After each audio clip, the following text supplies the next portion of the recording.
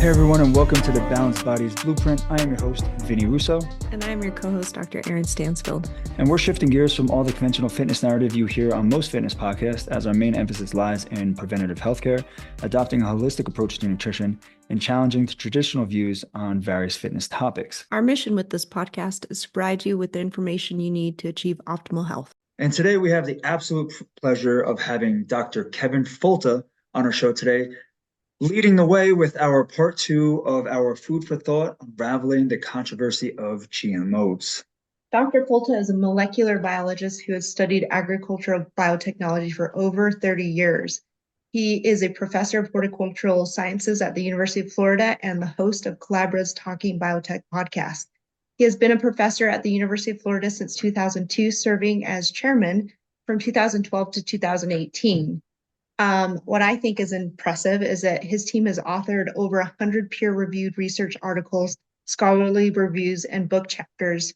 He has obtained several professional awards. I'm not going to name all of them, but one of them includes the prestigious Cass Borlaug Agricultural Communications Award from 2016. And I think one of the least known recognized facts about him is that he's a bronze medalist in the Masters Division of the USA National Karate Foundation National Championship. So once again, welcome, Dr. Folta. Well, that's a really cool intro out of there. I'm sorry? Did we get everything, or do we leave some stuff? I think that's a pretty good intro right there. And I think it's like 130 peer-reviewed publications, but who's counting? Wow. Yeah, who's counting, right? Who's counting? So let's kind of dive right into it. We did a part 1 where we gave our own little spiel on what we feel about GMOs and how they're benefiting society. And a lot of people have seen shedding a lot of negative light onto it. So can you just briefly define, because you are the expert here, can you just briefly define what GMOs actually are for our audience? Yeah, this is a really important topic because there's a lot of confusion around that. Yeah. And people have been improving plant genetics for 10,000 years or longer. And doing this by just traditional breeding, by selecting, finding the one crop that survives the insects. There's my daughter. That survives the insects or survives the cold, and then using that one for future generations. And we're changing genetics. But people are sometimes referring to this as genetic modification because it is, and that really confuses things. When we're talking about the typical GMO question, we're really referring to genetic engineering. And what genetic engineering is where we're able to take a gene from one organism and move it to another organism with precision. So being able to move a single gene that encodes a single trait rather than half of one plant, half of another. The best example is from human insulin, that in the 1970s, before the 1980s, if you're diabetic, you got insulin from a pig or a cow, from pancreases that were taken off the slaughterhouse floor. Humans were able to take, or scientists were able to take the gene from humans, put it in the bacteria, and have bacteria that are genetically engineered to make 100% pure human insulin. That's great. It's just such a huge break. So it allows us, genetic engineering is just that. It just allows us to make a new product or a new trait in a place it wasn't before. Yeah. So are GMOs safe for consumption? Like, cut right to it. Well, ingredients from genetically engineered plants are absolutely safe in that we have never seen any evidence of harm. In over 30 years of use, trillions of meals eaten by humans, but also animals. Livestock feed, there are animals that have lived entire lives strictly on genetically engineered feed that has genetic engineered traits. So no evidence of harm. And recently, this came to my attention because of what the American Academy of Pediatrics came out with, which was a very controversial statement. At least I feel like it's controversial, in that they said that further evaluation was needed to examine the potential health hazards of herbicides used in production of GMO foods. Can you talk a little bit about what led them to this conclusion and perhaps address the quality of the data that may have led to this kind of misinformed claim? Oh, this is a heartbreaker for me because the AAP is a really trusted organization. And I read this article and I could not believe what I was reading. And I wrote to the editor and said, we need to correct this. And the editor said, well, you can put a note in the bottom of the website. It's been absolutely horrendous that this happened. But what the AAP wrote was that, that there's controversy around this topic when there really isn't. The scientific consensus is that the ingredients that come from these crops are safe, and that includes the crops which are resistant to the herbicide glyphosate. So what this means is a farmer can plant a field of corn or soybeans or canola, sugar beets, and let them germinate and grow with the weeds, then spray the herbicide, kill the weeds, but leave the crop. That's perfect. Then the crop grows and the crop shades out the weeds from further on. So it's a really nice strategy that has led to less tilling and less soil use, and the herbicide has always been considered safe. The problem is in the last 10 years, the folks who don't like genetic engineering have switched the goalpost from genetic engineered plants to the herbicide that's used on them, and have made a lot of claims that just don't hold water. So the AAP is focused, okay, we have this herbicide that we're going to say is dangerous rather than the plants themselves. And that's where they really manufactured a very cherry-picked and biased fear campaign.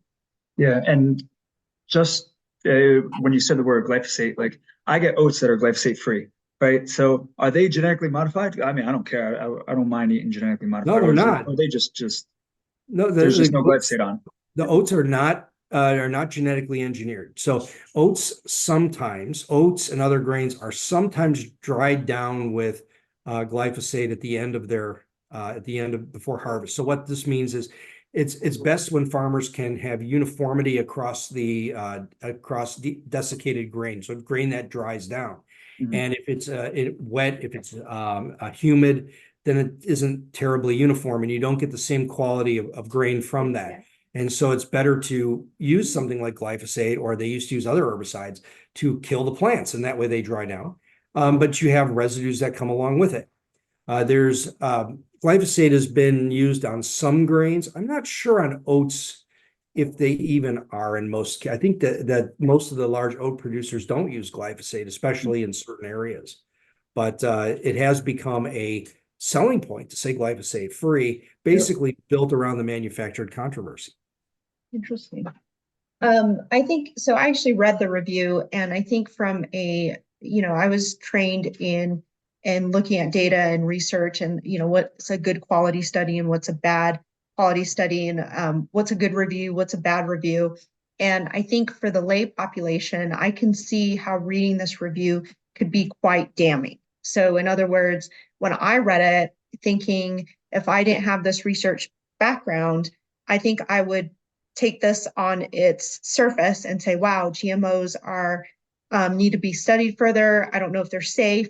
And especially when you're saying in reference to your child, right? So these are parents who are concerned about the food sources that they're going to give their children. So can you talk a little bit more about the data that they used in particular, and what those pitfalls might be from a research perspective, why they might be wrong? Yeah, do we have an hour? Yeah, this has been a really egregious review, and it really bothers me a lot because it's a lot of I'm going to use this review in my classes as to illustrate to students, here's how you don't do science. It is as I mentioned in a recent thing I wrote, the ultimate cherry picking in the orchard of science. They only cite the work that backs their narrative. So they went into this review saying, here's our conclusion that these are dangerous and the herbicide is dangerous. Let's go find anything that we can possibly pull from the literature that might support that. And it's inverse science. It's not the way we do things. That's what they did. And some of the great examples, like they mentioned a study in women in Puerto Rico who had shorter gestation time. And if you look at the data from those papers, yeah, there's shorter gestation times, which to a physician, a pediatrician, would be an indicator of a potential problem, right? Because something with the placenta, or who knows, a shorter gestation time. But the shorter gestation time might be days, it might be a day, maybe a couple days, but then all of the other metrics of fetal development are the same in terms of head circumference and child weight. And then when you drill into the population they studied, the exposure group to glyphosate, who had the shorter gestation time, also were younger women, and also women who've had previous short-term preterm births. So right there, it tells you, there's limitations to how you can discuss those data. And the authors of the original study said that. They said we have a lot of limitations here, but the authors of the AAP review ignored them. They also didn't, and other things they cited where if we combine data from multiple studies, we see some loose associations between glyphosate and non-Hodgkin's lymphoma. Yet the criticisms of those pieces and other data, the best data out there from the agricultural research study, which is 54,000 applicators with high exposure, shows no association, but they conveniently left those data out. Right. So those are the major problems. And I always say, association does not prove causation, right?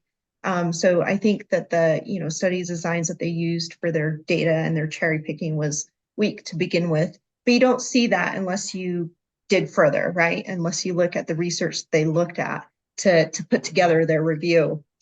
So that being said, can you talk about maybe the research that has been done on GMOs that does say, hey, this isn't, these, products are safe for consumption. Produce is safe for consumption. Yeah, so let me jump on that last part first. When we say produce is safe, that there is a very common misconception that you go to the grocery store produce aisle and everything in there is genetically engineered, when really none of it is. You might find sweet corn. That's about it. The things that are in your diet that are genetically engineered are ingredients from corn, sugar beets, soybeans, and canola. So it's oils, it's the starches, it's the sugars. It's the ingredients that go into processed foods that are in the center of the grocery store, not the stuff in the produce aisle. The produce aisle, the only thing you can't find them, white russet potatoes, which are very hard to find, mostly used in processing, Arctic apples, so in a type of apple that comes from Canada that is non-browning, and one other one, Hawaiian papayas. Pretty much everything else is not genetically engineered. Thanks for that clarification. I think that's important, right? Well, weren't we gonna actually lose papayas? They were going extinct, and then didn't this sort of save it, right? Well, yeah, sort of. The Hawaiian papaya industry is very important culturally, and it's very important to the Hawaiian Islands for many reasons, both as an export, but also because of cultural significance of papaya. And it showed up on the Big Island it was growing. You had problems with papaya ring spot virus on other islands, but they weren't on the main island. And when it started showing up in Puna in 1987, in this area near the volcano, a major papaya growing area, they said we need a solution. Yeah. And Dr. Dennis Gonsalves, who grew up on Kauai, he is a professor with USDA and Cornell, who came up with the solution of genetically engineering the papaya to resist the virus. And it's saved an industry. And in recent years, when anti-GMO folks in papaya, where they're quite rabid, where I've actually been there and had good times with them, they say we want to ban all genetically engineered crops, and the papaya farmers say, wait a minute, what about us? Yeah. And they end up not doing it. So that's a great success story of genetic engineering. Yeah, I mean, you had a species that was about to go extinct through a virus. You genetically modified it. It was able to sustain it and be resilient. And like, we know that the more diversity we have on this earth, the better it is, the more resilient we all could be.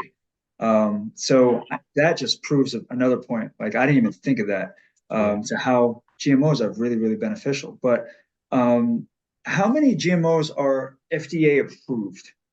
Yeah, so there's only a couple that have. So the things that have gone through the regulatory process are corn, soybeans, beets, sugar beets for sugar, and canola. Those are the main ones that show up in the human diet as ingredients, as oils and starches, as I mentioned, but also alfalfa for cattle feed. The zucchini, there were some that were genetically engineered. You can still buy them, but very limited. They're also virus resistant, like the papaya. The Hawaiian papaya, and the Arctic apple and the white russet potato. That's the suite of currently genetically engineered approved crops. Do you think if there wasn't fear mongering about GMOs, that this technology would be advanced, so to speak, and that we would have more access Yeah, to yeah. some of And these qualities. yeah, this is the part that breaks my heart. I work in a university and I work in a discipline with outstanding scientists who got into academic science to solve problems for people and the environment. We wanted to tackle food security. We wanted to tackle environmental problems and climate change, all the things we want to deal with. And we come up with solutions, but we can't use them because of public pushback and the high cost of deregulation. And so the laboratory shelves and the garbage cans and autoclaves are full of shattered dreams of great ideas that never came to fruition. And I would say thousands of them. We Yeah. know we can increase vitamin content. We know we can have crops that survive drought. We know we can have crops that are less dependent on fungicide. Right. But, fungicides are cheap and they're approved, so use those. I'd rather not use them, but you can't get a genetically improved, genetically engineered, strawberry approved. The cost is too high and the industry doesn't want it. They don't want people boycotting their product. Yeah. Yeah. And unfortunately, it's misinformation like this article that came out that really limits the science moving forward, in my opinion.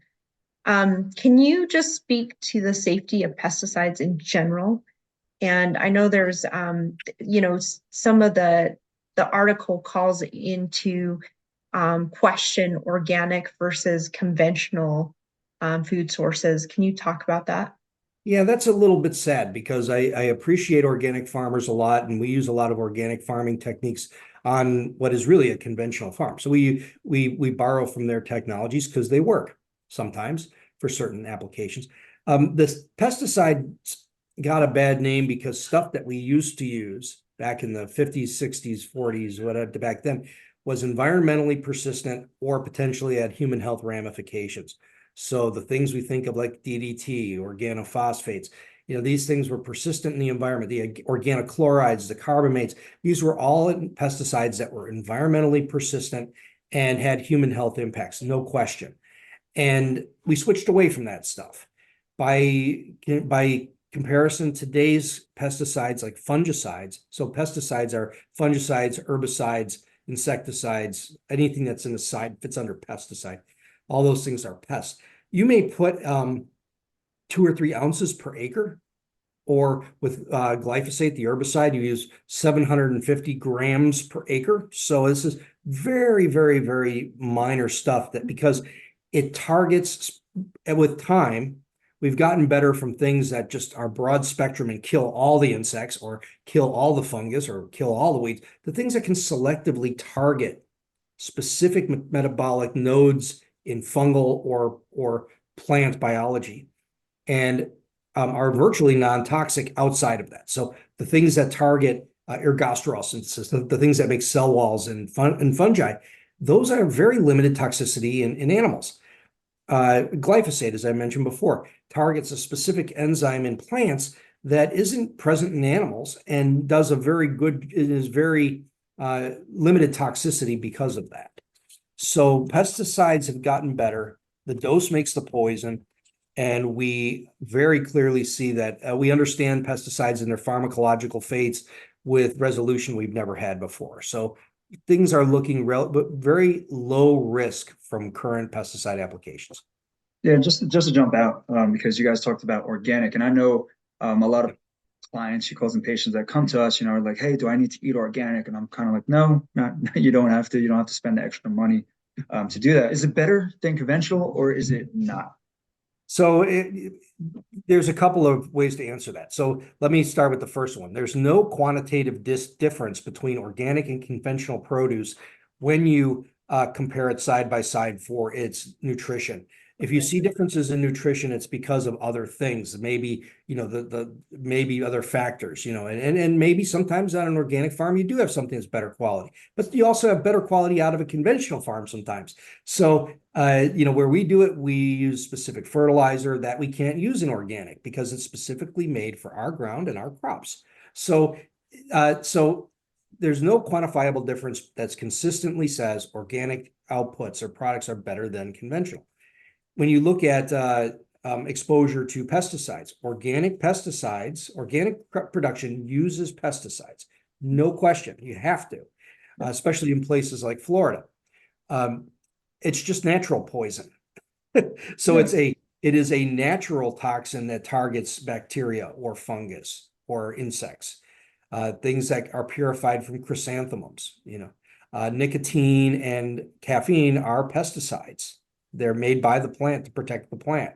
So when you're using things like spinosad or copper, we use a lot of copper in organic production. Something called BT, which is a dipel, which is a anti-caterpillar compound that's very effective. But the problem is all of the organic strategies are more expensive, not as effective, and have to be applied more labor to apply them. Yep. And so this is where the conventional strategies become more attractive. Yeah, because I was under the impression to where it's really like the organics actually have a list of natural and synthetic that they can use, right? There's an approved list. But really it comes down to, look, you buy produce or you just wash your food, right? Like if you wash it good enough, you should be okay. Touched on a very, very important point where it's like if you do an apple side by side, organic versus inorganic, guess what? They're going to be the same in terms of calories, sugar, whatever, depending on the size. It's going to add a lot of clarification because you see people out there and just like organic means like their initial thought is no chemicals. Organic means it's all natural. And like they don't think about the other stuff, kind of like you just mentioned. Yeah, it kind of has a halo around it, doesn't it? The halo effect, yep. Yeah, That's and I like this in that, organic farmers, my hat is off to them, and they have to work a lot harder than we do to produce the same produce because it's a lot of work to be an organic farmer. You're working with one hand tied behind your back in terms of the strategies you can use and the genetics you have access to. And so I give them a lot of credit. What I always tell people is eat fruits and vegetables, pound the table, eat fruits and vegetables. If it's organic and it looks good and you want to pay for it, buy it, go to farmers markets, support your local farmers. Yeah. The stuff that was picked yesterday is probably better in nutrition than the stuff that was picked, 3 weeks ago in California and shipped across the country. That is really the better value rather than worrying about organic versus conventional.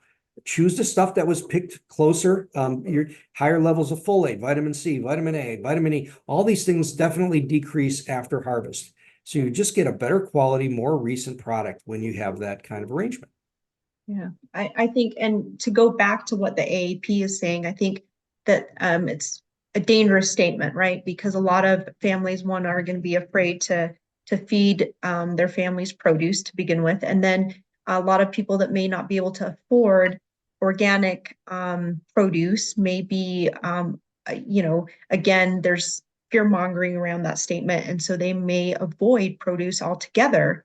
And I'm just wondering, you've been in this industry for over 30 years. Would you feed your child produce? And would some of that be GMO produce? Yeah, I don't worry about it. We have the safest food supply in human history, and there's no question about that. My biggest concerns are things like giving her a bottle that she maybe fell asleep with, and maybe it sat out at room temperature for too long. Yeah, That's right. a much bigger risk, right? And the biggest risks are bacterial and foodborne illness are the biggest problems, much more than anything from genetics or pesticides. So those are the places we should be focusing our food safety is proper storage of food. But back to your point, there's no question that when you tell people, like in table 1 of that AAP review, they say a list of things that are genetically engineered, apples and potatoes and papayas. There's one apple you can't get. So now a family has just eliminated apples from what they're going to feed their kids. Mhm. And apples, they last a long time. They're nutritious. They got great fiber. They all kinds of good stuff in them. You can cover them with peanut butter, whatever you want. But now families are going to say, I don't want that because the AAP says this is probably dangerous for my kid. Well, And not only that, but even to allude to the produce part, because if you're not feeding your kid, then you think, should I be eating that as produce? And fiber is a huge thing from a prevention standpoint. Like in medicine, we think about fiber preventing many chronic diseases, irritable bowel syndrome, cardiovascular disease. So there's all kinds of diseases that could be prevented by increasing fiber intake. And I just think it's such a dangerous statement to make to scare people away from consuming produce. Yeah. And we know that happens. We know that exclusion labels, that when you tell people no antibiotics, no hormones, and non-GMO, that if they can't afford that product that has all those exclusion labels, they won't buy the other one, even though it never had GMO or antibiotics or hormones. The labeling issues are so deceptive and unfortunately scare people away from perfectly good food. And that's what the AAP article kind of does. It's not going to just mislead patients or families. It'll mislead some physicians too, who are busy studying their own fields and rely on the AAP to provide them with a synthesis that they could trust. And now physicians that don't have time to go back through all those articles are going to steer their patients in the wrong direction. I mean, that, first do no harm, right? Yeah, absolutely. I completely agree. And even the physicians who do understand the research, it takes time out of their clinical practice to now tell their patient why this is okay for consumption and why they should be, getting their fiber intake, grams per day, instead of avoiding them. Yeah, so you just look at the current, look at past research and current research, and you see that fruits, vegetables, it all supports optimal health, right? It all supports getting better with your health. Now it's a complete 180, and it's like, wait a minute, now who do we trust? Because my doctor, who I'm going to, knows more than I do. I trust what they say. They're saying don't eat fruits and vegetables. What am I going to do? I'm probably not going to eat fruits and vegetables. But let's get away a little bit from this whole negative side. Let's add some positive light here. Can you elaborate on like the nutritional enhancements that GMOs can actually bring to crops and how this can benefit some consumers? Well, this is really another pie in the sky idea because we have never had a crop approved for a nutritional trait other than something called golden rice, which has been approved in North America, USA, and Canada. We'll never use it or sell it here because we don't have vitamin A deficiency, but it has been approved here. So it's possible to biofortify crops. We know a lot about metabolism and vitamin synthesis, and probably one of the best ones was, can you give crops, which world food staples are white and starchy, right? You got potatoes, rice, corn, wheat, cassava potatoes, matoke bananas in Africa. They're very low in nutrient density with respect to protein, vitamin A, and certain vitamins and minerals. And every day we have something like 35,000 people will die today because of a lack of vitamin A, zinc, and protein and iron. Just very easy to correct problems. Yeah. And you can biofortify plants to have higher levels of these compounds, these important compounds. The best one's vitamin A. It's been done by putting beta carotene, the orange stuff in carrots.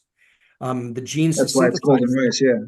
Yeah, it's been put in golden rice, but it's also been put in the soybeans, potatoes, so many other things. That's a great one. There's vitamin B6 can be added, higher levels of iron, higher levels of zinc. All these things have been done, demonstrated, but those ideas are still on the shelf. Golden rice was approved in the Philippines and maybe Bangladesh this year. They're growing it in the Philippines, but they put because of protests against it by Western interests, by USA and European protesters, have now not allowed that to reach the food supply. So this idea that can correct vitamin A deficiency, the blindness and immune problems and death that comes with it, is now being formally blocked by folks like Greenpeace and other organizations that don't realize how bad this is. That's unfortunate. I think, to allude to that point in the dangers and maybe some like the environmental working group, for example, I feel like would be, an opponent of such technology. A lot of the worry comes from perhaps the cancer risk. Do you know of any long-term ongoing studies looking at the effects of GMOs?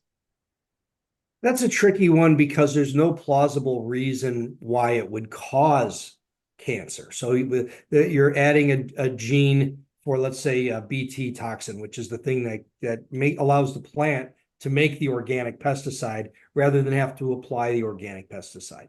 The BT protein is broken down by the body like any other protein. It's nutrition.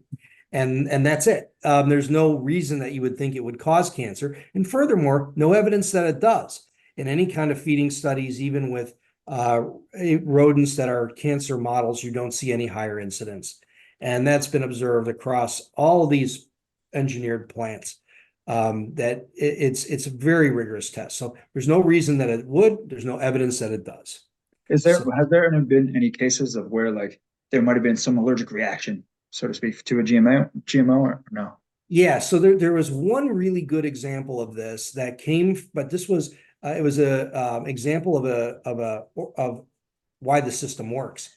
In Brazil, or no, they engineered a high methionine protein, so high amino acid, I think it was methionine, protein out of hazelnuts.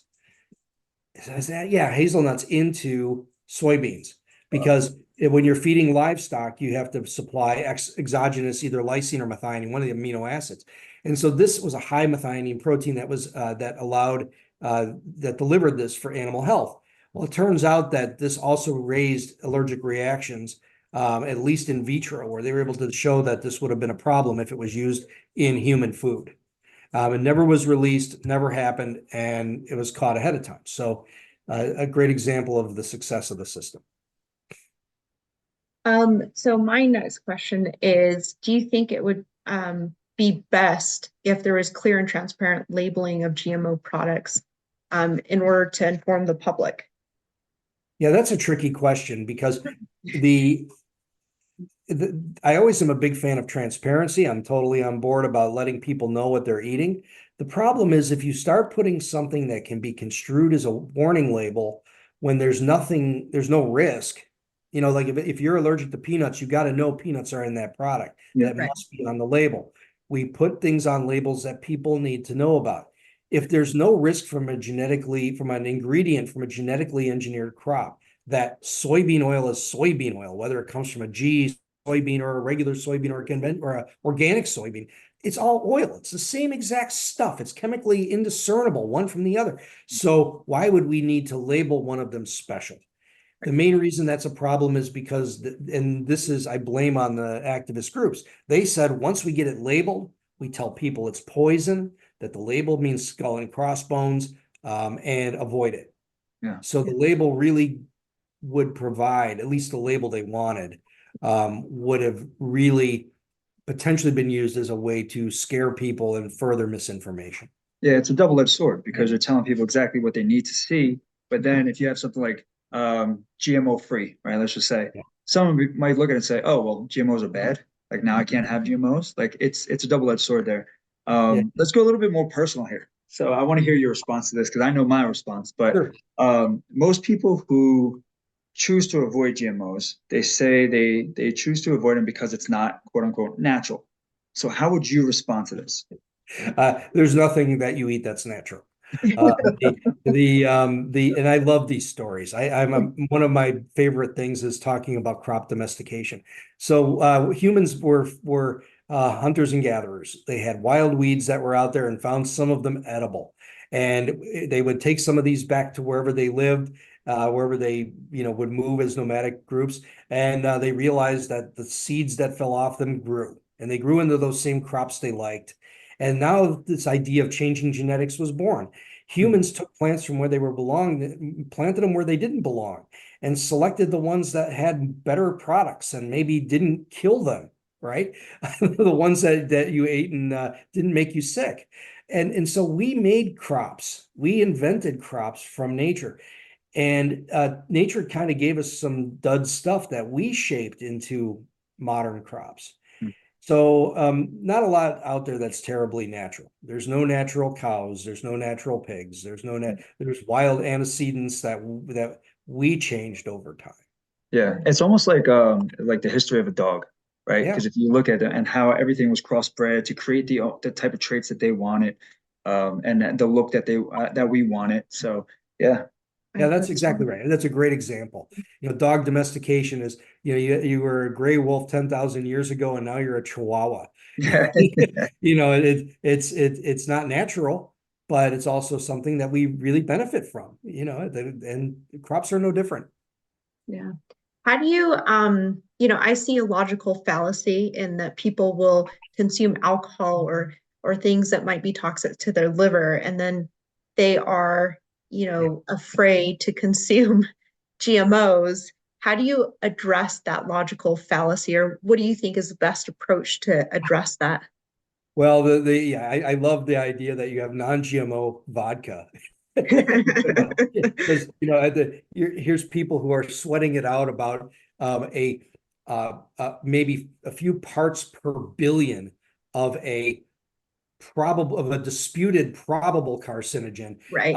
that's dissolved in 40% of a known carcinogen, or whatever, this is, what would that be? 40 million parts per billion of a known carcinogen. Right.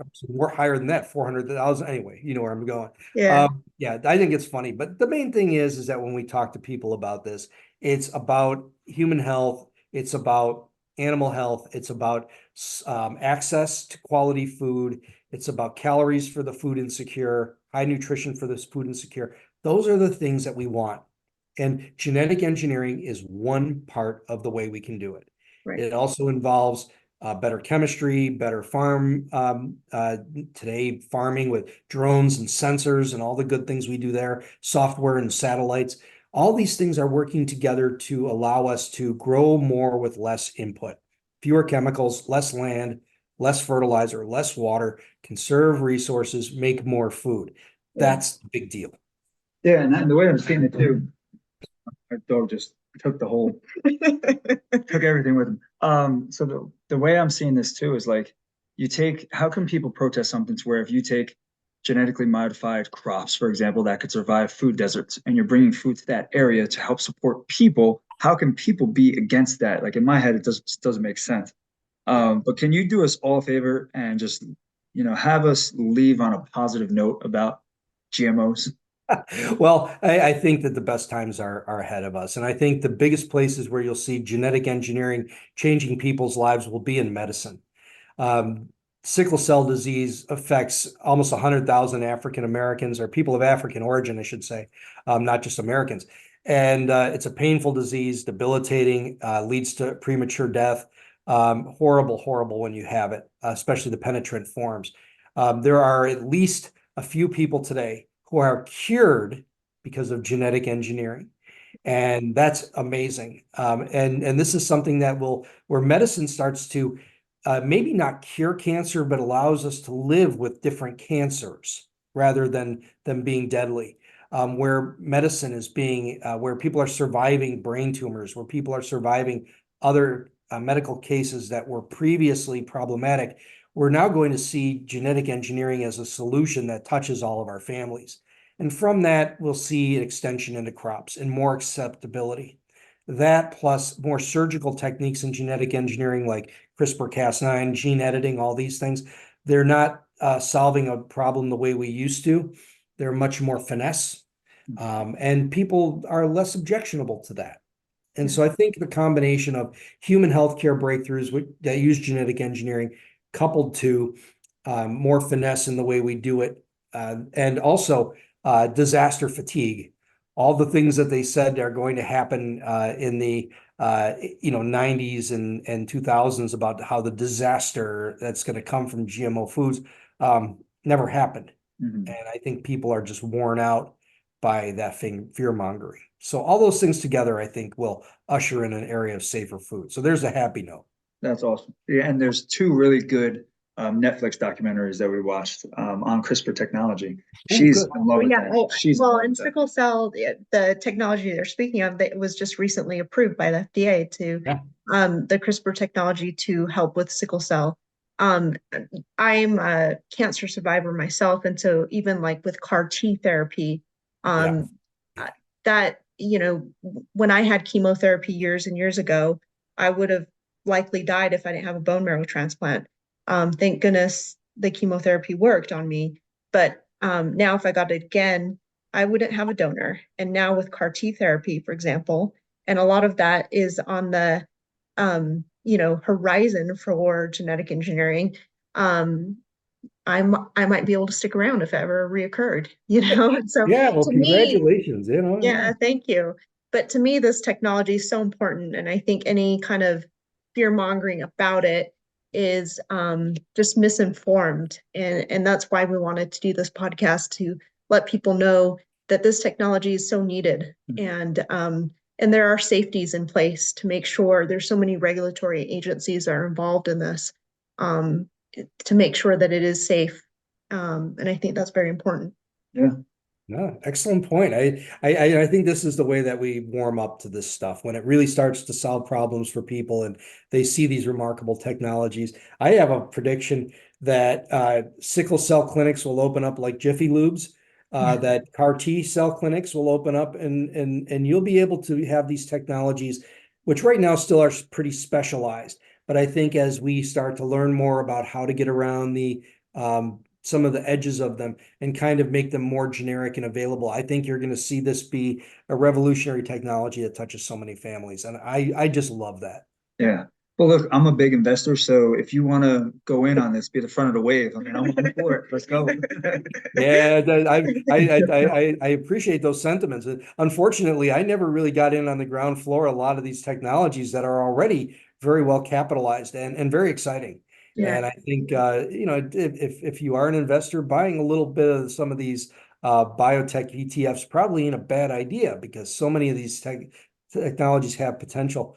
The sad part for companies and investors, which is great for consumers, is so many of these technologies work so well, you only have to buy them once. Yeah. You don't have, if it works great for sickle cell, you won't have any return customers. Right. So you know, so great for once you cure the problem, then what do you do? You know. So Dr. Folta, why don't you just do us a favor and let us know where we could actually find you and find all this information and listen to you and interact with you and ask you questions if we have any. Yeah, I'm always happy to answer questions in any format. I'm on Twitter or X at Kevin Folta, KevinFolta.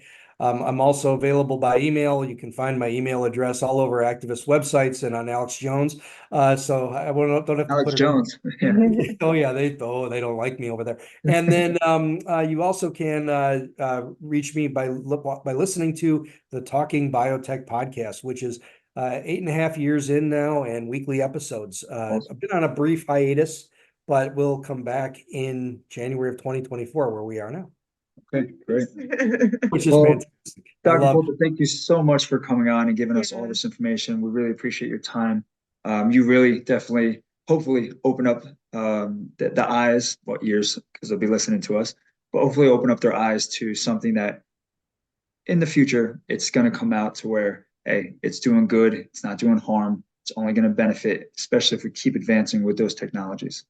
Yeah, you bet. We scratched the surface. It's a really exciting time, and thank you very much for helping me share it. On behalf of Balanced Bodies, we just want to say thank you for joining us on this episode of the Balanced Bodies Blueprint. We are committed to bringing valuable content. And if you enjoyed today's episode, we'd greatly appreciate it if you can take a moment and like it and leave a 5-star review. On Apple, just go to the show, scroll down to the bottom and rate it there. If you're on Spotify, go to the show's page, click the 3 dots, and you can rate it there as well. And if you believe in the power of knowledge, share this episode on your social media to try and get the information out there to as many people as possible. And as you navigate your own path towards better health, remember that Balanced Bodies is forever in your corner. See you all next week. The podcast content may include discussions of medical topics and health-related information. However, the information provided should not be considered exhaustive or complete, and it should not be relied upon as a substitute for professional medical advice or treatment. Always seek the advice of your physician or other qualified healthcare providers with any questions you may have regarding a medical condition or treatment.